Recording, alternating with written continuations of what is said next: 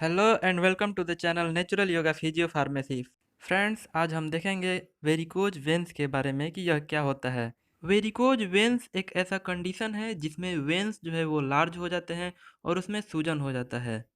Veins जो कि skin के नीचे क्लोज रहता है, उसमें ब्लड के कलेक्ट होने के कारण यह होता है।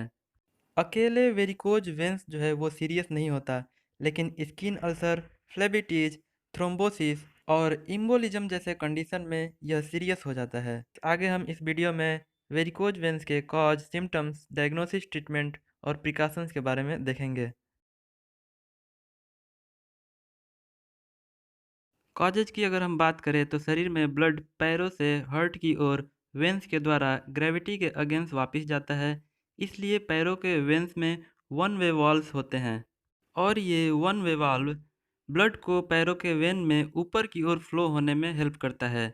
जब वेन्स पे प्रेशर बढ़ता है तो वेन्स जो है वो स्ट्रेच हो जाता है, जिससे वाल्व क्लोज नहीं हो पाता, जिसके कारण कुछ ब्लड जो है वो वापस चला जाता है पैर में नीचे की ओर और वहाँ पे वो कलेक्ट होने लगता है, जिससे वेन्स जो है वो स्ट्रेच हो जाते हैं।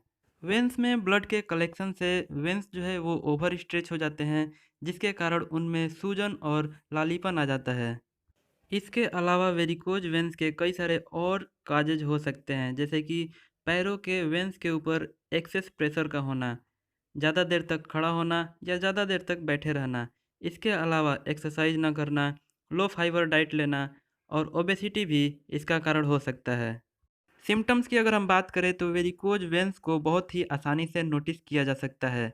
इसमें पैरों में नीले उभरे हुए वेन्स को देखा जा सकता है। इसके अलावा पैरों में भारीपन और कमजोरी महसूस होता है। कुछ एडवांस कंडीशन में पैरों में ऐंठन, झंझनाहट, सूजन और दर्द महसूस होता है। ऐसे कंडीशन में अगर वेन्स में माइनर इंजरी हो जाता है तो ब्लीडिंग नॉर्मल वेन की अपेक्षा बहुत ही ज़्यादा होता है। इसके अलावा अफेक्टेड एरिया के स्किन में रेडनेस, ड्राइनेस और ईचिंग आदि सिम्टम्स दिखाई देते हैं। रिस्क फैक्टर की अगर हम बात करें तो ऐसे वुमेन जिनमें मेनोपॉज हो चुका है या जिनका उम्र 50 साल से ज़्यादा है, उनमें वेरिकोज वेन्स होने के चांसेस होते हैं। इसके अलावा जो लोग लंबे समय तक बैठ के या खड़े होकर के काम करते हैं, उनमें वेरिकोज वेन्स हो सकता है। डायग्नोसिस की अगर हम बात करें तो वेरिकोज वेन्स को फिजिकल एग्जामिनेशन के द्वारा डायग्नोस किया जाता है। इसके अलावा अगर डीप वेन अफेक्ट होता है तो डॉपलर इमेजिंग टेक्निक यूज करके डायग्नोस किया जाता है।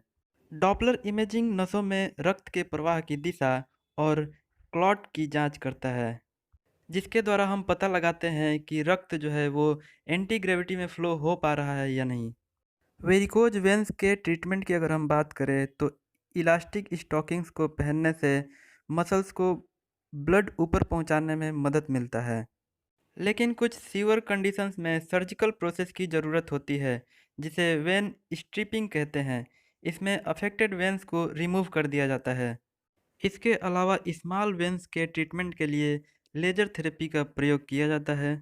कई सारे कंडीशंस में स्क्लेरोथेरेपी का यूज किया जाता है। इसमें एक केमिकल को स्मॉल और मीडियम साइज के वेन्स में इंजेक्ट किया जाता है, जो वेन्स को क्लोज कर देते हैं। वेरिकोज वेन्स के पेशेंट को वेट लॉस कर लेना चाहिए और साथ ही साथ डाइट में फाइबर की मात्रा को बढ़ा लेना चाहिए। इसके साथ ही साथ रेगुलर एक्सरसाइज और पैरों को स्ट्रेच करने से वेरिकोज वेन्स में काफ़ी राहत मिलती है। एक्सरसाइज पैरों में सर्कुलेशन को बढ़ा देता है, जो प्रेशर को रिलीव करने में हेल्प करता है।